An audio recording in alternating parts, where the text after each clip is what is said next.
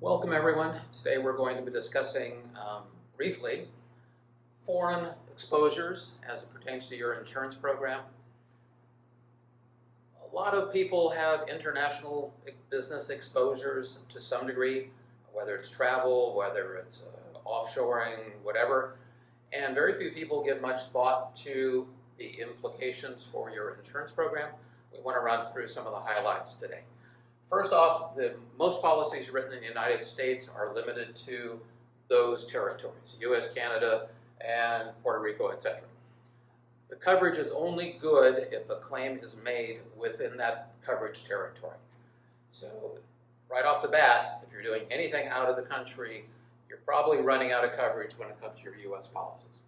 Some of the problems that may arise, property and income. Property could be a simple thing like going to a trade show in Paris, or a convention, or having goods being manufactured for you outside the country. Those things you need to talk about. Bigger problem potentially is the income. If you're an importer or a manufacturer and selling overseas, what happens to those suppliers and those customers can impact your income.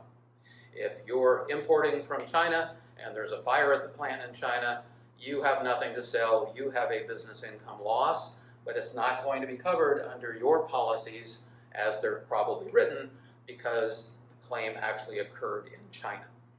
You can solve that problem. We'll talk about the coverages in a moment, but there are relatively simple solutions for that. General liability is another issue. If you have two components to that, what we call the premises piece, which would be your salespeople conducting business in another country, causing some sort of an injury.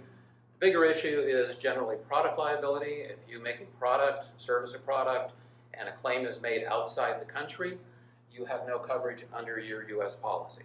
There is built into most policies is some worldwide product liability coverage, but for it to be triggered, the claim has to be made in the United States. If the claim is made in France or Germany or Japan or some other place, your current policy will not respond to it. Auto, business travel, you rent a car, that's to cover those kind of situations. Employees, an employee from the United States does take their workers' compensation with them if they're injured. However, there's all kinds of other issues that can arise as well. For example, what they call repatriation, bringing them back to the United States for treatment. Endemic diseases, they get malaria in Africa. That's not directly workers' comp. You would need some special coverage for that.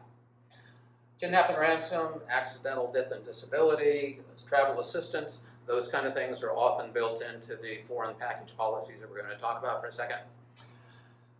Foreign policies come in all kinds of flavors.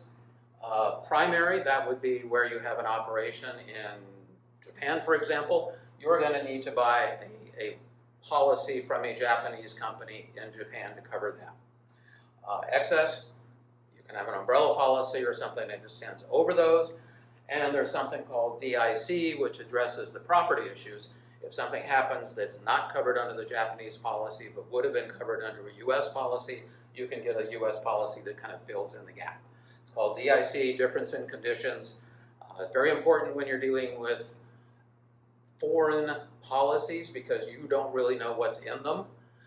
And there are typically very different wordings from what you would get in a United States policy. So this guarantees that, DIC, guarantees that you at least have US coverage under that foreign policy. It sort of fills in the gaps.